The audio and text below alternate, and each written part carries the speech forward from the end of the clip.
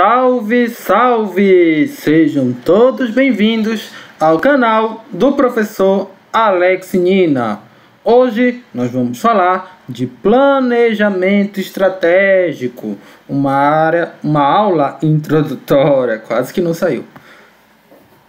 A teoria clássica da administração tinha um foco muito grande no ambiente interno, da organização. Então, o objetivo era aumentar a produtividade independente do que se estava produzindo, aliás, o que estava produzindo era adequado ao mercado consumidor. Então, essa aula aqui ela serve para várias playlists do canal.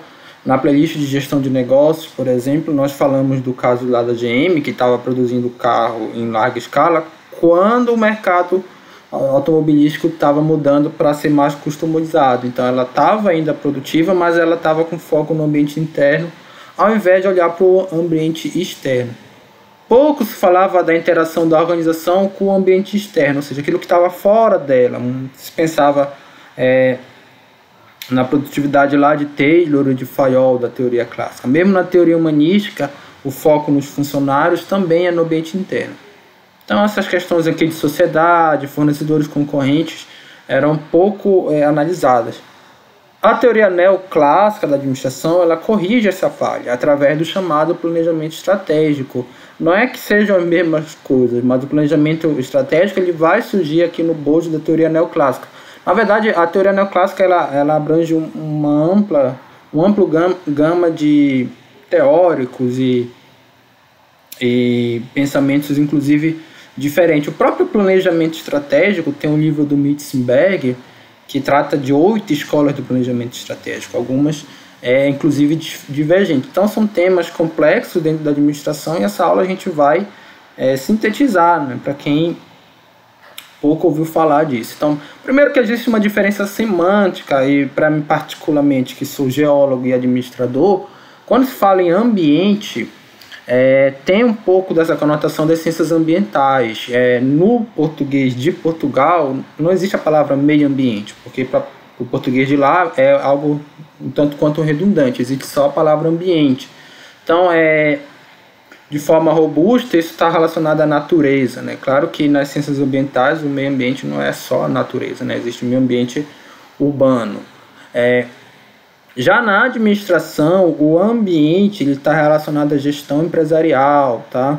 E você tem um ambiente externo, particularmente quando a gente fala uma análise ambiental dentro da disciplina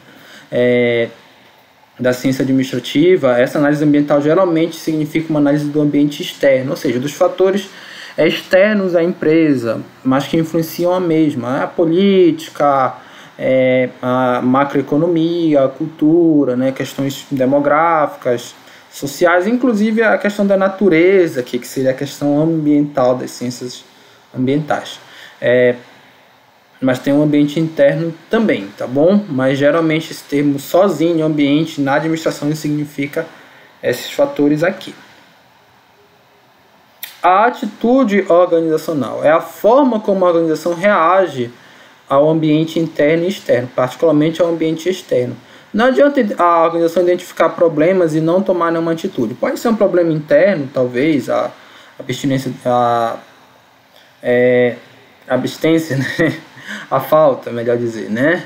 A ausência de funcionários, e aí, ou no ambiente externo, né? Uma questão, por exemplo, como uma pandemia que influencia a empresa. Mas as empresas elas vão reagir a esses fatores externos principalmente. Isso se chama atitude. Hoje, com o avanço da globalização, da tecnologia e da era da informação, o ambiente aqui, principalmente o externo, está em constante mudança. A gente pensar que essa pandemia ela está muito associada à globalização.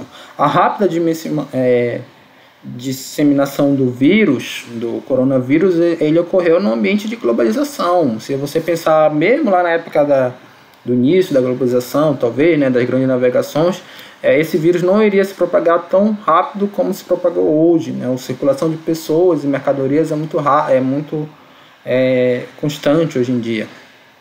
E diante de todo esse cenário, as organizações precisam ter uma atitude contínua. Não é quase que como uma reação, uma ação, vou pensar e ter uma reação. Isso está acontecendo a todo momento, em alguns setores ainda mais, como no setor tecnológico. Então, o que é o planejamento estratégico? As atitudes diante do cenário de constantes mudanças ambientais, no sentido organizacional, tá? Esses ambientais aqui não é das ciências ambientais, elas não podem ser feitas de qualquer forma. Então, elas precisam ser estrategicamente planejadas. As empresas bem-sucedidas sabem como se adaptar a mercados em contínuas mudanças. O atual contexto organizacional exige uma atitude proativa das organizações, para a qual é imprescindível o planejamento estratégico. Então, é você pensar em como será o futuro, mas estabelecendo também cenários, né?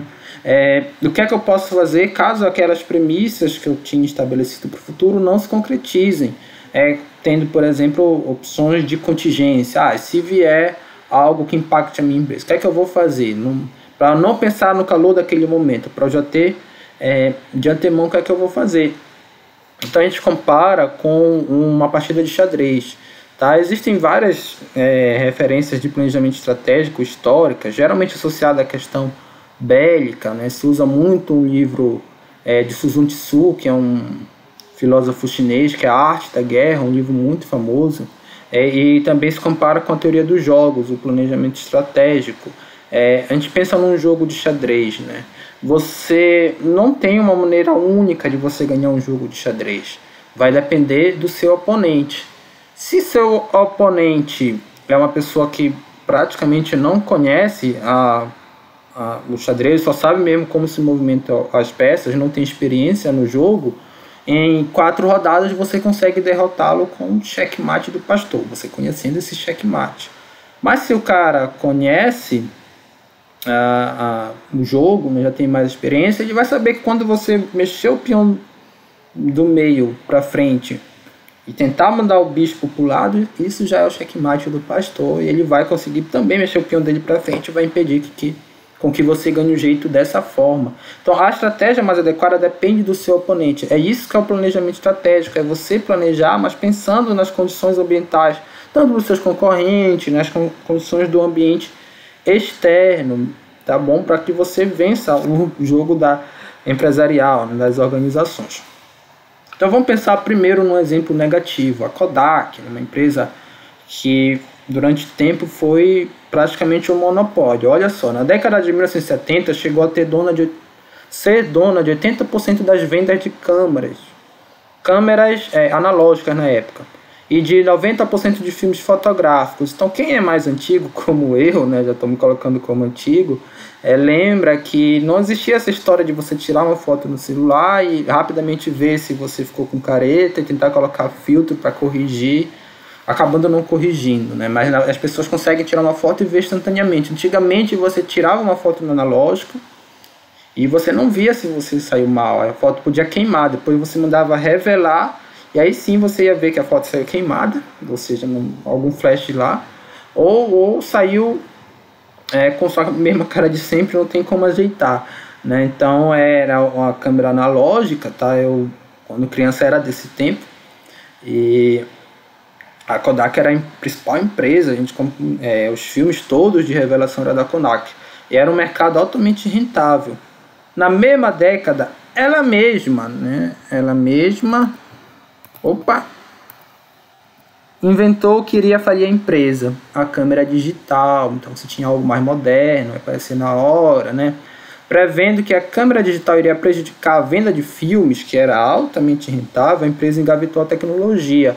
Ela preferiu não ser pioneira nesse mercado porque era rentável ela vender filmes para revelar. 2 décadas depois, as câmeras digitais apareceram com força e quebraram a Kodak. Então ela poderia ser proativa e ter proposto uma mudança para o próprio ambiente externo, porque existe essa interação, tá, da empresa com o ambiente externo, mas ela não fez, e assim outras empresas fizeram, e ela não se adaptou, ela não saiu na frente, né? Ela deixou que fizessem um checkmate nela.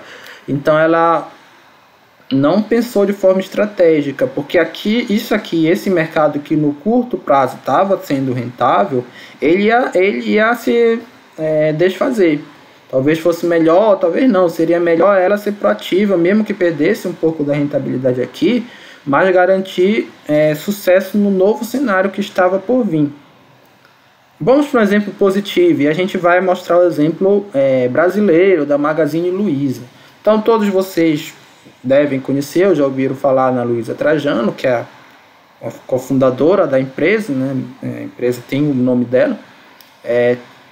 No Frederico Trajano, não sei se já ouviram falar, mas é o filho dela, e ele foi importante para a empresa, quase que no mesmo contexto que surgiram lá as estratégias de marketing digital da empresa e de e-commerce com a Magalu, né? A Maga aqui é uma atendente virtual personificada, que traz mais esse ar humano para um robô, que é um robô.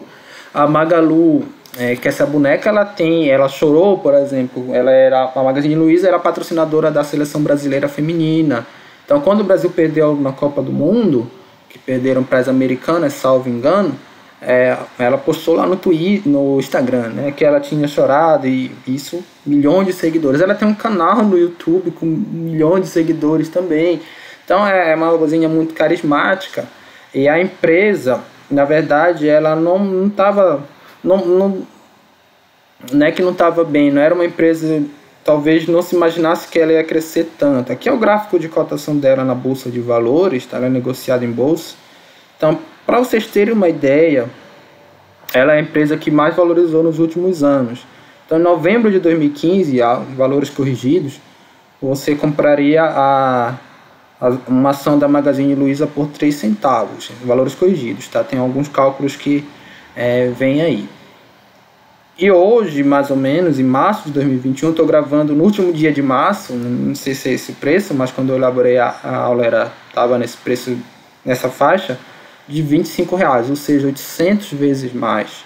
Então, uma pessoa que tinha investido 10 mil na Magazine Luiza lá em 2015, hoje, mesmo com a pandemia do coronavírus, que ela caiu aqui, mas depois ela voltou a subir, olha, teria 8 milhões. Então, olha só, de 10 mil para 8 milhões em 6 anos é realmente fantástico, né? Mas isso não foi, essa subida na Bolsa de Valores, ela não acontece por mera especulação. De curto prazo pode até ser, mas de longo prazo não.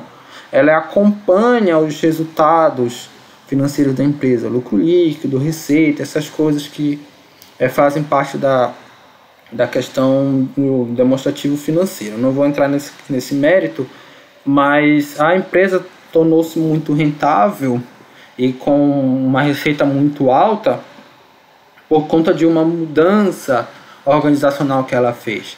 E quem implementou essa mudança foi o Frederico Trajano, filho da Luiza Trajano, que ele não começou no setor estratégico da empresa, no alto escalão, ele veio de baixo, apesar de ser filho da dona. E quando ele chegou a CEO, ele implementou uma série de mudanças voltadas para o e-commerce. Ele já tinha percebido que essa era a nova tendência do mercado de varejo. Empresas como a Amazon já estavam aí crescendo com essa tendência no mercado norte-americano. E aí ele começou a fazer todo um replanejamento da Magazine Luiza, e hoje se tornou essa grande empresa, uma das maiores do Brasil. Então foi uma mudança, foi feito todo um planejamento estratégico. Ele percebeu o novo cenário e conseguiu ter uma atitude proativa diante disso, né? Ninguém faz nada sozinho, né? Mas ele, liderando com outras pessoas, conseguiram fazer isso na empresa, tá bom?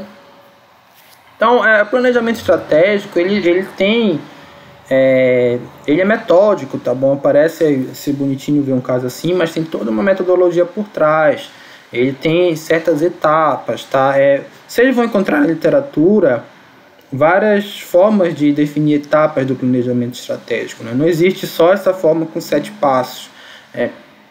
São diversos autores, isso aqui de forma básica o que é que tem, né? E não foge muito disso, né? Você pode ter 8, 5 passos, mas no geral está dentro desse contexto. Você tem orientações estratégicas, e é isso que nós vamos começar a estudar nas próximas aulas, tá? Análise do ambiente interno e externo, definição de objetivos e metas, formulação de estratégias, definição de planos, implementação de planos e monitoramento e controle, tá bom? A gente vai até dissecar mais isso aqui para ser um tópico só, E todas essas últimas etapas aqui, tá, é que se fala de estratégia propriamente dita.